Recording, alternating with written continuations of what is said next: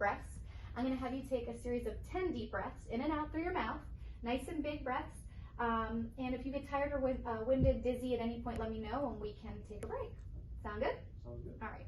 I'm not gonna actually have them do the breaths just for the sake of your time, but finding approximately the 10th rib, so where the bottom of the rib cage is, coming up about 2 spaces, I would guess about here would be the 10th rib. I would have him go ahead and take a big deep breath in and out. Go ahead, do one for me. And then again, my stethoscope would be in my ears, listening all the way to the end of the exhale before I move my stethoscope, and then I move to the other side. He would continue, you don't have to. Continue through each breath, moving up to the 6th rib space, the 2nd rib space, in a ladder formation, into the fossa. Again, he would continue to deep breaths. And then could you put your arms out like you're an airplane or a letter T, okay? And then mid-axillary line, another deep breath. And my last deep breath. How you doing? Good. All right, my patient's lung sounds were clear to auscultation. I think my stethoscope's in my hair. So now we're gonna go on to palpation. The first technique I'm gonna do is something called tactile fremitus. So I'm gonna be putting my hands again on your back. You'll feel me kind of leaning into you. When you feel my hands, can you say for me, nice and loud and bold, 99? Not yet. All right, go ahead. 99. 99. Good. 99. Great. 99. And like a T.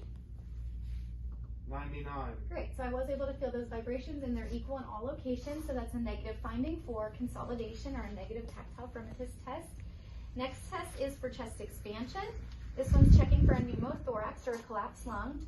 At the bottom of the rib cage, my thumb's parallel with his spine, fingers pointing towards the axillary region. This would be easier if I had raised the bed so I don't break my back. Pushing my thumbs kind of in and up, and then Mr. Jeremy, can you take a big deep breath? Great, and as he did that, I can see, but more importantly, I can feel my hands rise and fall for chest expansion. So he has equal chest symmetry. The next and last test on your back is for percussion. So this time I'm gonna be listening for certain sounds called resonant sounds. Again, you can just relax on this one. You'll feel some taps on your back. And I'm listening that the sound is nice and resonant, not dull, not high-pitched, in all spots. And if your patient didn't have scrubs on and you actually had them in a patient gown, you would hear this better, because obviously I'm tapping on clothes before I'm tapping on lung tissue. Arms like a T.